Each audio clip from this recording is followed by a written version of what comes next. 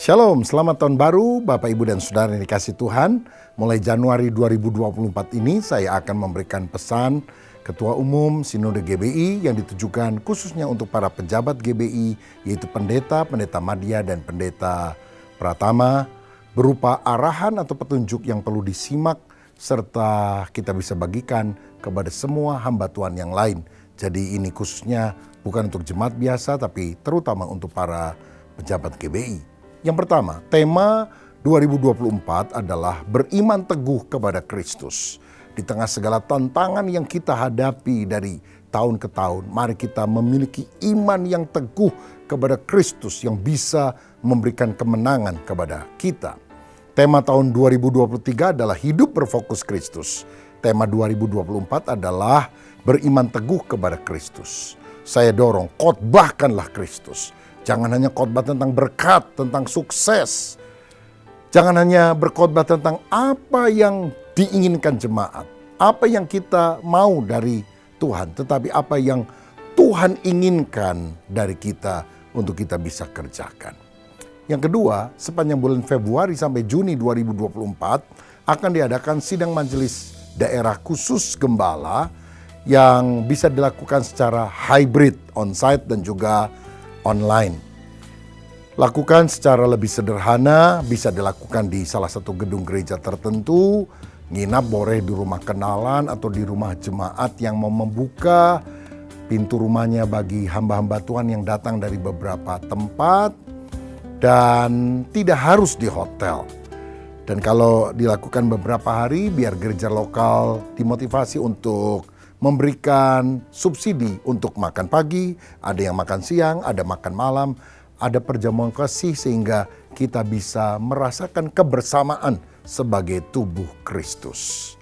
Yang ketiga, di dalam sidang majelis daerah 2024 ada pencalonan pendeta pratama dan pendeta madya untuk dilantik pada sidang majelis daerah 2025. Namun harus memenuhi persyaratan tata gereja. Sudah ada tata gerejanya dan surat lengkap, dan semua persyaratan akan diverifikasi baik oleh BPD setempat dan juga oleh BPP.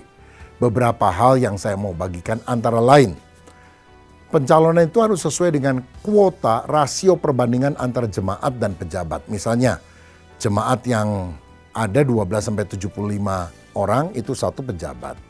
76 sampai 150 dua pejabat. 151 sampai 225 tiga pejabat.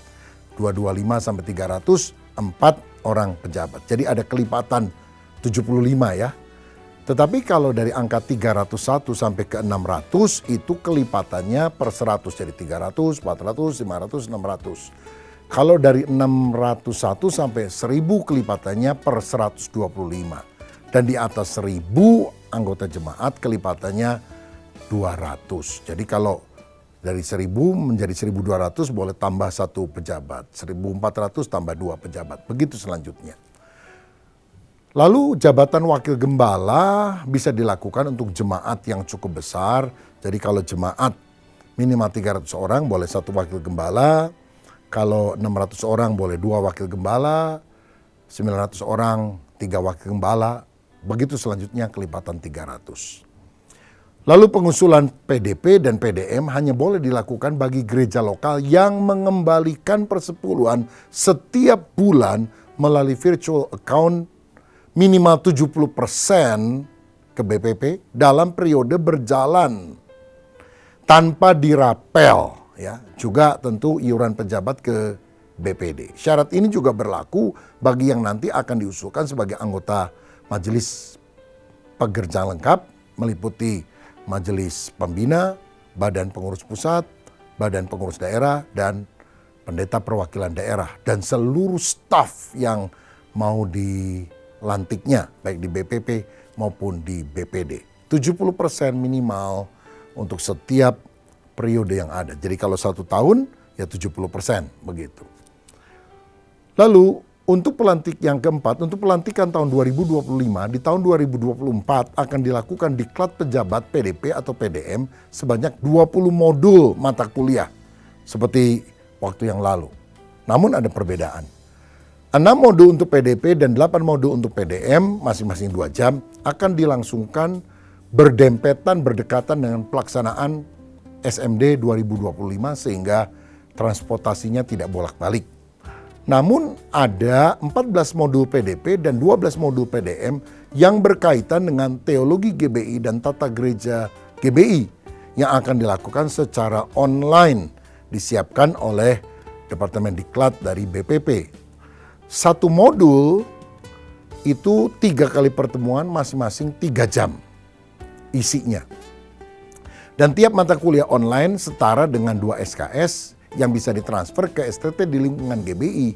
Namun tentu jika akan ditransfer untuk kuliah lanjutan untuk S1 dan selanjutnya ada biaya dan tugas tambahan sesuai kebijakan STT masing-masing.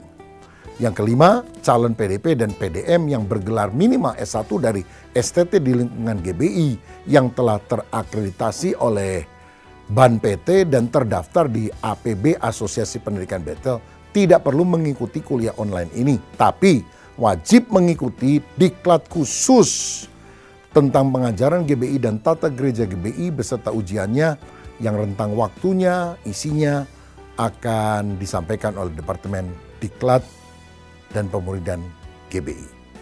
Calon PDM bukan lulusan STT di lingkungan GBI wajib mengikuti seluruh modul baik bahan PDP maupun bahan PDM karena mata kuliahnya berkaitan atau bersambung. Semoga pejabat GBI lebih berkualitas dengan persyaratan dan diklat yang lebih berbobot sehingga nama Tuhan ditinggikan dan jemaat diberkati. Saya harap arahan ini bisa diberikan kepada seluruh PDT, PDM, PDP, dan siapapun yang saudara kenal agar kita bisa bersama-sama memahami dan melaksanakan demi GBI yang lebih baik. Tuhan memberkati, salam sehati.